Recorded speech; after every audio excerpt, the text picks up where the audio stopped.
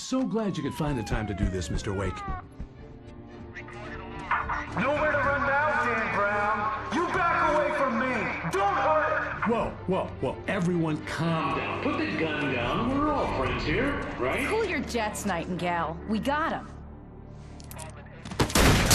Judas Priest! What the hell's the matter with you? There's a civilian in there.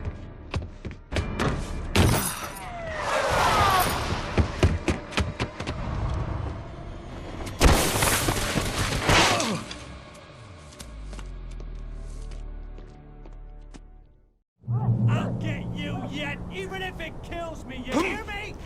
You hear me? So changing reality with his writing has to be a struggle. It's hard for him. As writing a good story is hard for us. So there is this metaphor going on in this. And essentially what he can do is he can take existing elements and nudge them and tweak them. And in a similar way, I feel that story needs to feel true for it to be a good story.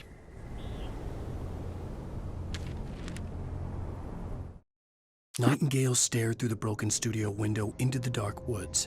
He turned around, started to walk out, but Maine grabbed his arm. "Young man, you almost shot me. You don't shoot off rounds at people like that. What's the matter with you?" Nightingale shook his arm free, marched out. His cheeks burned with rage and humiliation.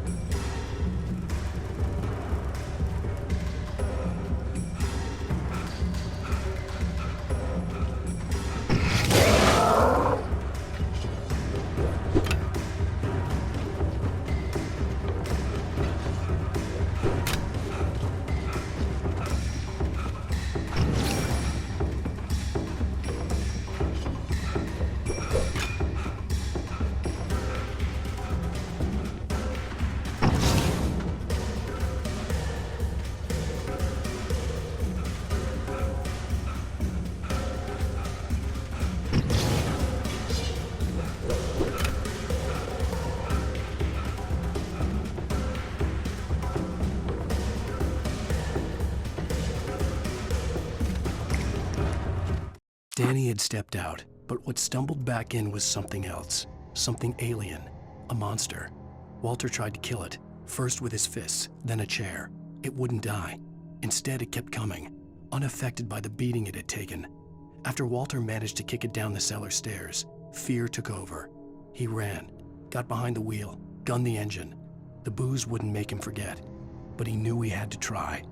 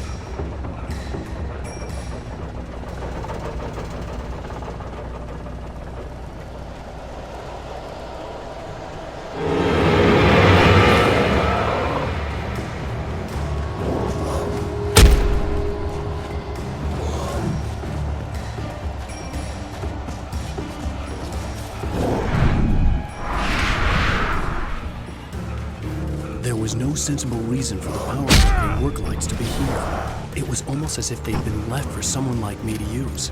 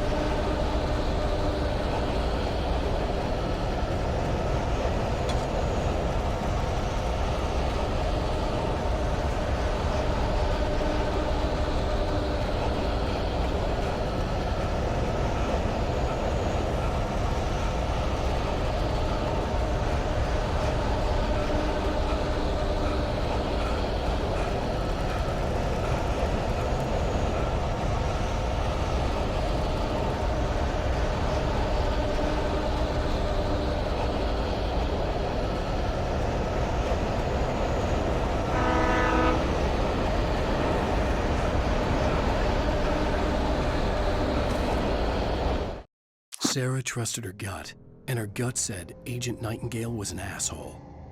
He felt wrong, and it wasn't just the smell of stale booze. It was in the way he flashed his badge, pulled rank, the look in his eyes when he wanted answers. Where was Alan Wake? What was this about an accident? Where was his wife? And most importantly, why did she let Wake go? He wouldn't answer her questions. Federal business was all he'd say.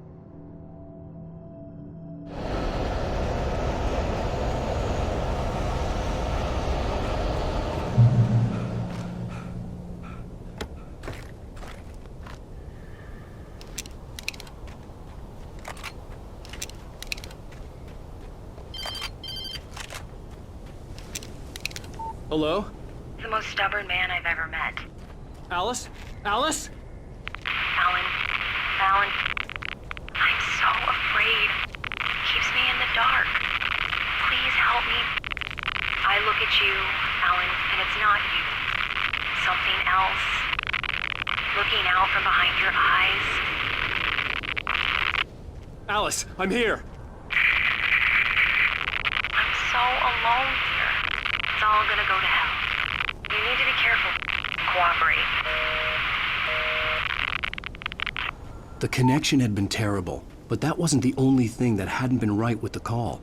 She sounded wrong somehow, but she had called me.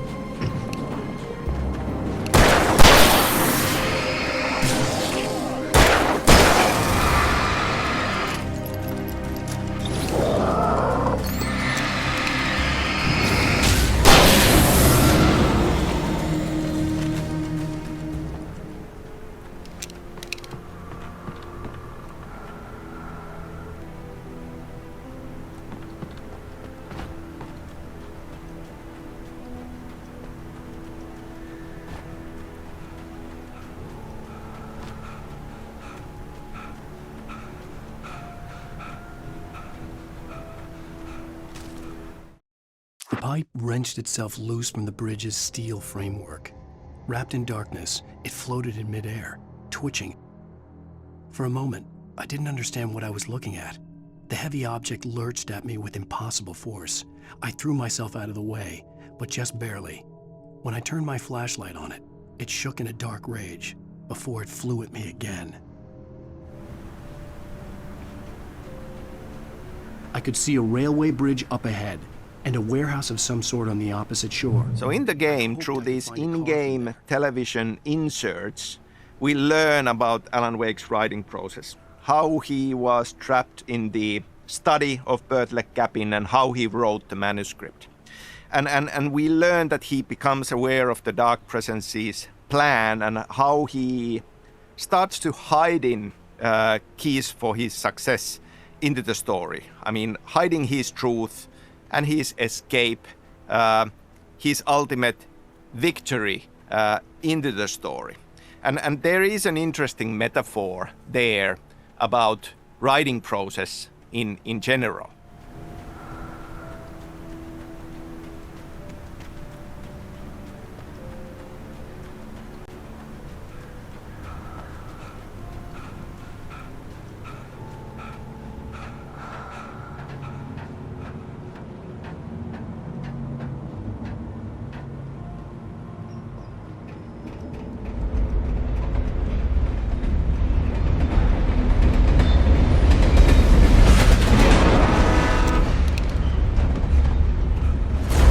That was pursuing me was growing stronger, and it was taking over everything in its path.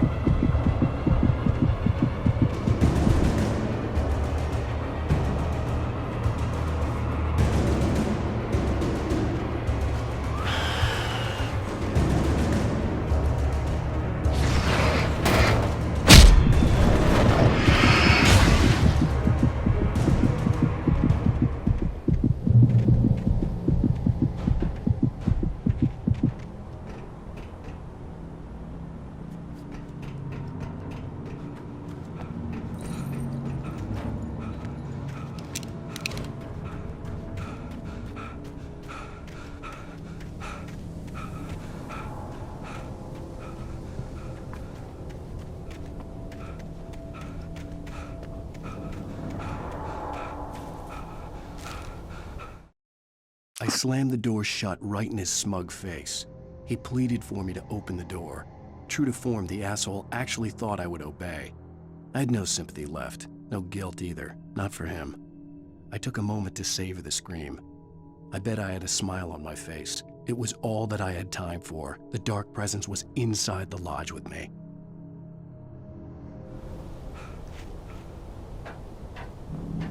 As a teenager, just starting to get interested in writing, Stephen King had been a source of inspiration to me. I thought about all the inanimate objects that had come to life in his books. No one is safe in a good horror story. Certainly not the protagonist. That's what makes them fun. This was anything but. The darkness could possess anything, and it was getting closer.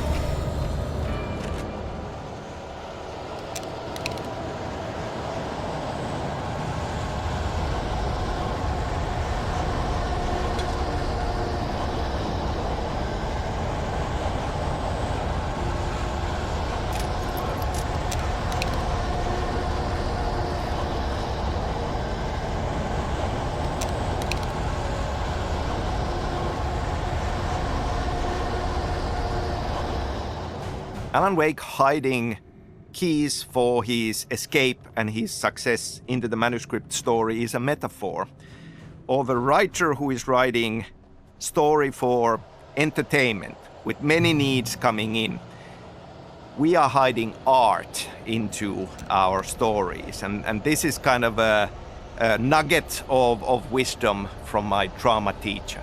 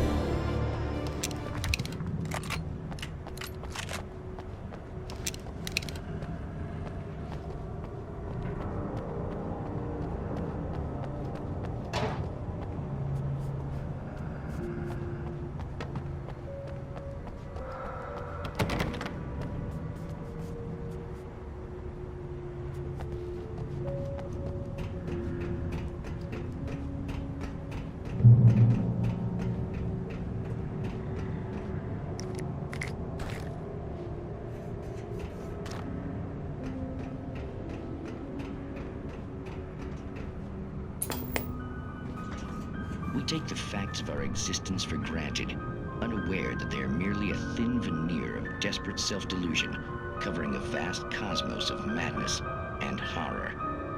All too often, the stars are right. In Night Springs.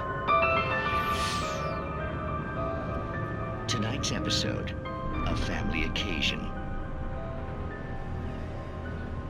Journalist Alvin Derlis' trip to study the local customs of an insular community in Night Springs has been less than successful. Until tonight. Well, I'm glad you changed your minds about this. Ancient customs, local mythology. My editor loves this kind of stuff. Well, Mr. Derlith, we don't want to feel like we're on exhibition.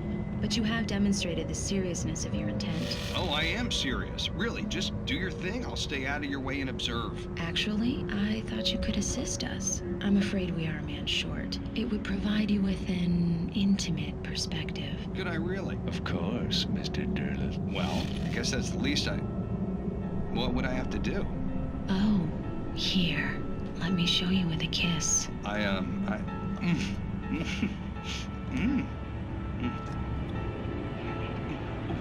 What did you...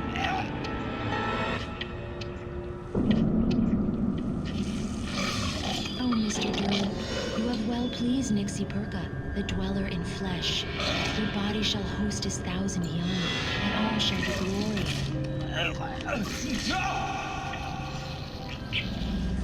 Shh, darling, be calm. Shh. Alvin Derleth learned a harsh lesson. If you go looking for mythology, it may come looking for you. And such quests always bear fruit. In Night Springs.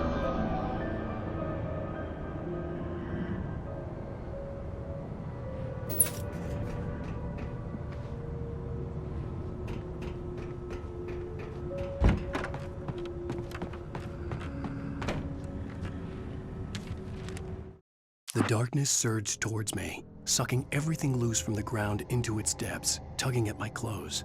I saw the flare the kidnapper had dropped and threw myself towards it just as I felt my feet leave the ground. The darkness embraced me with the force of a tornado. Somehow I managed to light the flare. The darkness roared and cast me away. I fell toward the dark waters of the lake far below.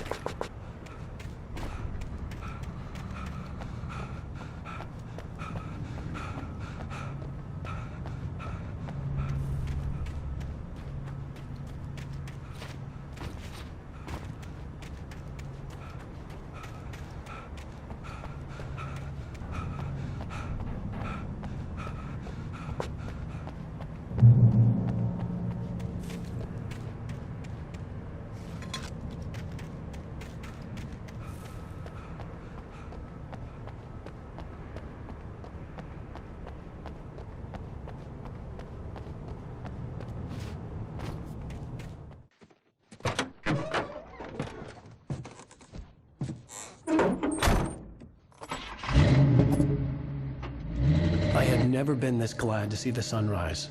I had a couple of hours to get to the coal mine.